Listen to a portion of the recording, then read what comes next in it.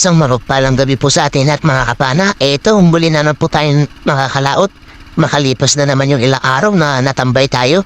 Gawa po ng malakas na amihan dito sa amin mga kapana. Kaya lumalakas din yung dagat. At salamat naman at makakalaot na naman tayo.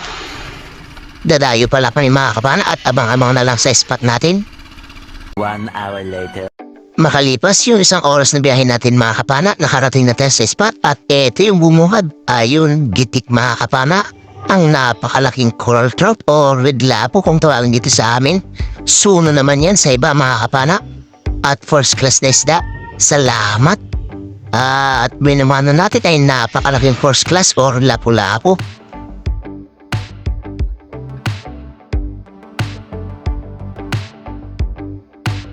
Pagka-secured natin ng lapu-lapu ay naghanap ulit tayo. Ito yung nakita natin sa pulkong daladang bukid ka. Daladang bukid or kabasi kung tawagin sa amin. At sari-sari naman na pambenta natin ito mga kapana. Salamat Lord. Panibagong pagganap ulit na isda. At dito meron tayo nakita mga kapana na isang lapu-lapu or takulit alimandok. Eto nakasilip at nung pinana natin eto yung nangyari mga kapana. Nakatanggal siya kasi medyo napatas yung tama natin at buti na lang hindi siya lumayo sa butas. Eto nakuha din natin mga kapana. Salamat Lord. First class na naman na ito na pambenta natin. At sumunod na nagpakita naman dito mga kapana. Pagsilip natin dito sa may silong ng malaking bato. Eto malaking lapu-lapu ulit mga kapana. Mga nasa 1 kiloin na naman ito. Salamat Lord. Kwartang linaw na ito. Halos mga first class yung nagpapakita sa dating spot na pinagkukuhanan din natin ng mga lapu-lapu mga kapana or yung mga luba. Pero ibang mga lapu-lapu yung naman ngayon. Hanap ulit tayo ng isda.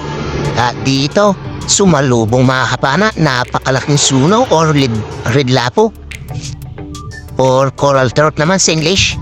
Nasa 3 kilo siguro ito mga kapana or 2 kilo hinmahigit. Thank you Lord. Kwartang lino na talaga ito. Hindi man natin nagitik mga kapana. Tumabos naman sa bandang hasakan kaya ayan, wala siyang kawalayan. Salamat ulit Lord.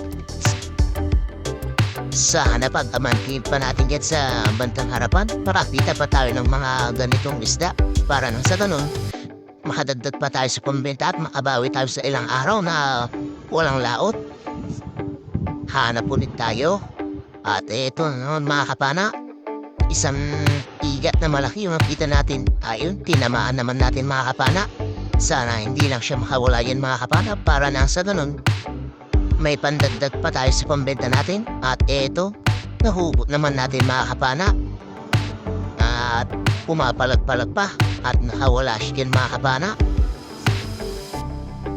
At nung pagbalik natin mga kapana, eto, nakita natin yung bandang buntot. Sana makuha rin natin. Eto, papanay na sana natin. Kaso, sa may katawan lang yung nakita natin. Tignan natin dito mga kapana. Nung sa doon makita natin yung ulo at doon natin siya panahin. At nung pagsilik natin, eto, nakasilik nga yung ulo mga kapana. Kaya, tinamaan natin sa bandang ulo. Salamat. Eto mga kapana, hindi na siya gaano nakapalag pa.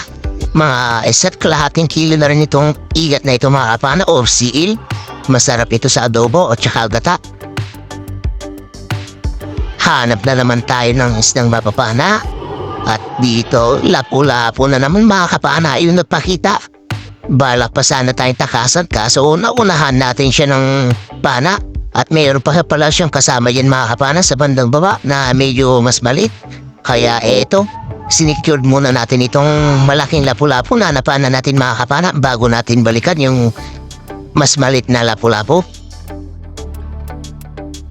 Dito, binalikan na natin yung lapu-lapu mga kapana na kasama na medyo mas maliit. Eto, nakatago na siya mga kapana pero labas yung hulo. Kaya nagitik pa rin natin mga kapana. Salamat. Nasa 300 grams na rin mga kapana kaya okay na rin na pambenta natin. Hanap na naman tayo ng mapapana natin. At dito sa may likod ng pamaypay na coral, meron nagtatago. Nagitik natin isang dalagang bukid or kabasi. Salamat. At Pagka-secure natin ng dalalong bukid, ito naman yung sumunod na nagpakita. Malapad na samaral. Sa pool kung samaral ka, samaral na itim or yung malaga umaabot kung tawagin sa amin. Salamat. At first class naman ito na pambenta natin na kabana. Malaki-laki na rin, mga nasa 800 grams. Hanap ulit tayo. At eto, samaral ulit na itim mga kabana yung nakita natin.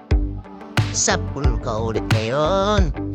Pamalawang samaral na nakakuha natin mga kabana. Sana may makita pa tayo na ganitong mga uri ng steel mga kabana para makadagdag ulit tayo ng pambenta natin. Hanap na naman.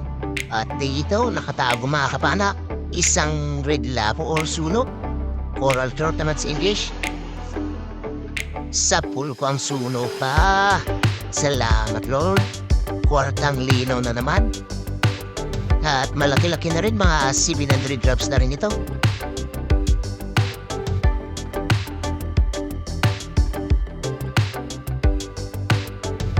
Pagka-secured natin ng suno mga kapana, ito, isang luba naman yung nagpakita. Sa pool kang luba ka, nakatambay lang mga kapana sa tabi ng mga bahurang ito. At hinintay talaga tayo. Salamat ng marami Lord. Kwartang linaw na ito, mga nasa 3 kiluhin na rin ito mga kapanak or magta 3 kilo. Salamat ng marami Lord.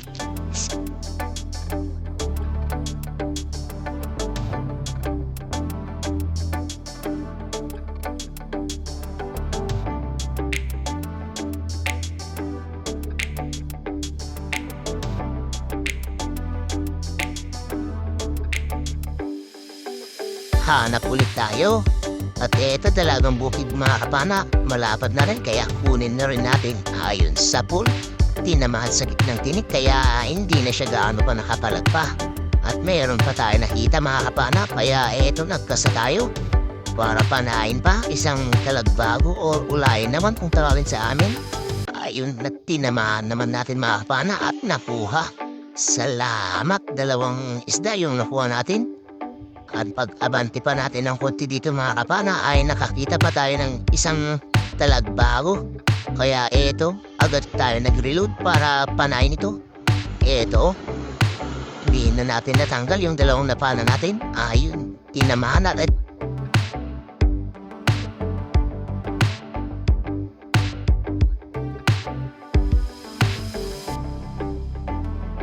At pagkatanggal natin yung mga 3 isdang napana natin, eto, nakakita tayo ng manitis o timbuhan. Sa pool kang timbuhan ka, balaki kung tawagin sa amin yan mga kapana, at napakasarap naman ito sa paksiw. Salamat. Hanap ulit tayo. At eto, dalagang bukid na ng mga kapana. At eto na rin yung fuling na pana natin at umaon na tayo. Mag-aalauna na kasi ng madaling araw. Malayo pa yung uuwiin natin. Abang-abang na lang sa bahay mga kapana. 1 hour later. Isang mapagpalang umaga sa ating lahat mga kapana. Salamat sa mahal na Panginoon at biniyayaan na naman tayo ng mga isdang ganito, mga first class. At salamat din sa mahal na Panginoon. Ligtas tayo nakauwi sa bahay at sa ating pamilya. Ito na yung mga nakuha natin mga kapana. Meron tayong mga red lapo. Tsaka mga lapu-lapu sa putik or lapu-lapu o limando kung tawag sa amin. Yung luba natin at isang red lapo mga kapana ay nauna ng tinimbang kasi meron bumili. Ang timbang nun ay 3.7. Salamat sa mahal na Panginoon. At makakuha tayo ng mga ganitong isda. Malaking tulong na ito sa amin mga kapana. At ito yung unang salang mga kapana sa first class. At ito naman yung iba mga kapana.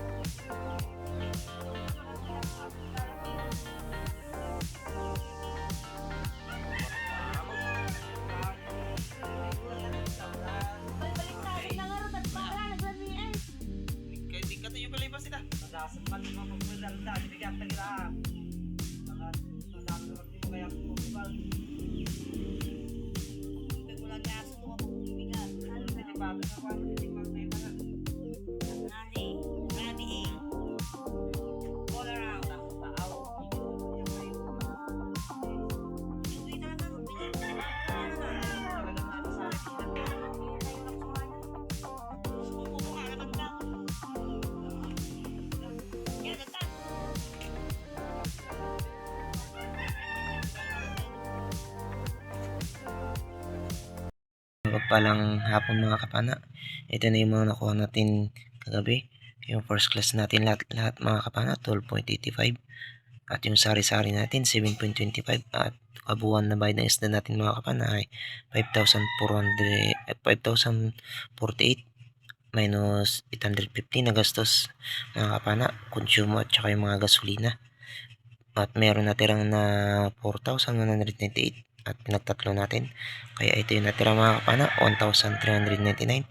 Ito naman yung kabuuan na pinabenta natin mga kapana, 20.1 kilos. At yung pang-ulam namin na dalawang mga kapana, yung taga-saguan ko ay 22.4 kilos lahat.